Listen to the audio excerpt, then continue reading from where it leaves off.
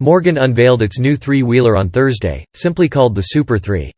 It might, at first glance, not appear like a radical departure from the old model, the three-wheeler. But the more you look, the more you see that this is quite the modern Morgan indeed.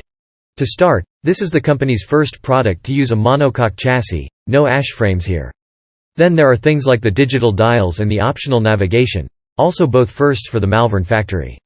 The Mazda-sourced 5-speed gearbox from the old car remains, but where previously there was a 2.0-liter motorcycle V-twin engine slung out in front of the bodywork, there is now a 3-cylinder Ford engine enclosed by the body panels. This is likely to change the driving experience quite a bit, because where the Morgan previously tended to surf around on a deep well of torque, the new 3-cylinder engine is likely to want to reverend much higher. The Super 3 was also designed to accept batteries under the seats in the future, hint hint. In terms of numbers, the new engine puts out 118 horsepower at 6,500 revolutions per minute and 110 pound-feet of torque at 4,500 revolutions per minute. Those figures are higher than those of the previous engine, which developed 82 horsepower at 5,250 revolutions per minute and 105 pound-feet at 3,250 revolutions per minute.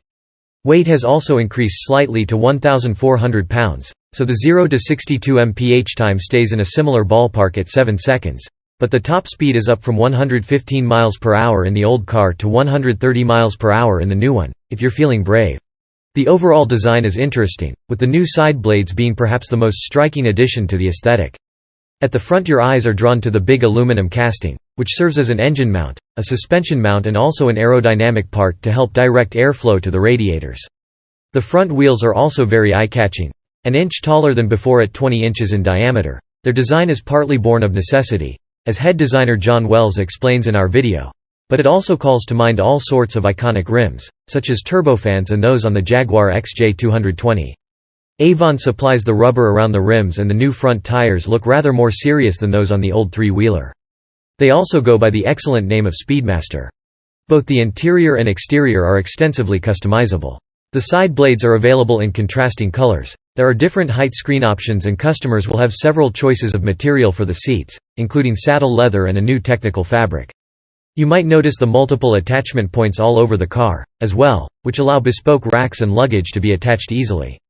Morgan worked with Mal London to develop some of this equipment and it's also designed some interesting, and slightly curious-looking, bespoke clothing for those wanting to drive in all weathers. Pricing for the new Super 3 has yet to be announced, but it's expected to be similar to that of the previous model at around £40,000, about $54,000 based on current exchange rates. This might initially seem expensive given that you don't even get a fourth wheel.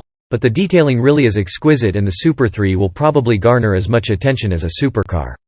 Obviously we'll have to reserve final judgment until we've driven it, but on the evidence of this first look, 3 really could prove to be the magic number once again at Morgan.